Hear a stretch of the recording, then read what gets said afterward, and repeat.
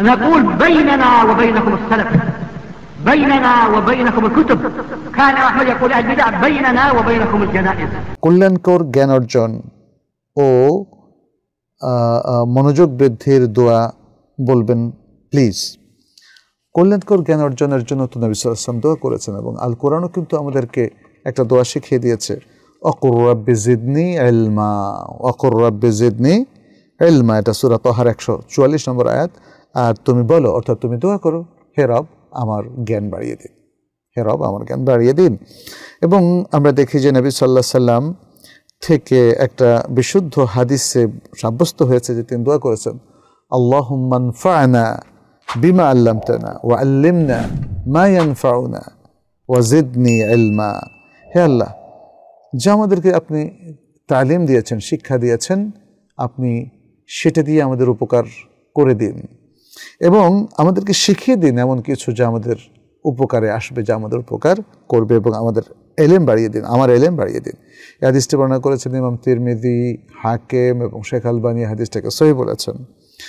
ইবনে আব্বাস রাদিয়াল্লাহু তাআলা আনহু থেকে একটা দোয়া বর্ণনা করা হয়েছে।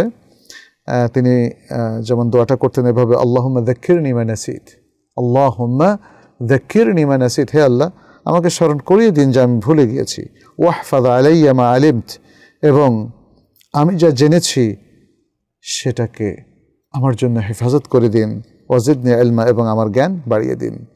নবী সাল্লাল্লাহু আলাইহি ওয়াসাল্লাম সকাল সন্ধ্যার দোয়ার মধ্যেও তিনি ইলমে নাফি চাইতেন, বিশেষ করে সকালের দোয়া, যেটা আমরা দেখি সহিহ ইবনে মাজার মধ্যে উম্মে সালামা উম্মুল মুমিনিন রাদিয়াল্লাহু তাআলা আনহা তার থেকে বর্ণিত হয়েছে যে নবী সাল্লাল্লাহু আলাইহি ওয়াসাল্লাম যখন সালাতুস সুবহে সালাম ফেরাতেন তারপরে যে দোয়াগুলো করতেন তার মধ্যে একটা হচ্ছে এই, আল্লাহুম্মা ইন্নী আসআলুকা ইলমান নাফিআ, আল্লাহুম্মা ইন্নী আসআলুকা ইলমান নাফিআ, হে আল্লাহ আমি আপনার কাছে যাচনা করছি, প্রার্থনা করছি, আপনি আমাকে ইলমে নাফি দিন, ইলমে নাফি আপনার কাছে চাচ্ছি, ওয়া রিজকান তাইয়্যিবা, এবং পবিত্র রিজিক, ওয়া আমালান মুতাকাব্বালা, এবং আল্লাহর কাছে অ্যাকসেপ্টেড মকবুল আমল এর তৌফিক আপনার কাছে কামনা করছি। তো সুতরাং আপনারা এইভাবে যদি দোয়া করেন, আশা করি দোয়ার মধ্যে মনোযোগ বাড়বে, আল্লাহ বারাকা দেবেন, কবুল করবেন ইনশাআল্লাহ। আপনি দ্বিতীয় আরেকটা প্রশ্ন করেছেন জুবাইর রহমান, আপনি বলেছেন মাঝে মধ্যে এমন সময় উপনীত হয় যখন সত্য মিথ্যার পার্থক্য বুঝে উঠতে পারি না, সেক্ষেত্রে কি করবেন? সেক্ষেত্রে কোরআন এবং সুন্নাহর দিকে যাবেন। যখনই আপনি থেমে যাবেন তখনই আপনাকে গতি দেবে কোরআন এবং সুন্নাহ, ইলম ইলম ইলম।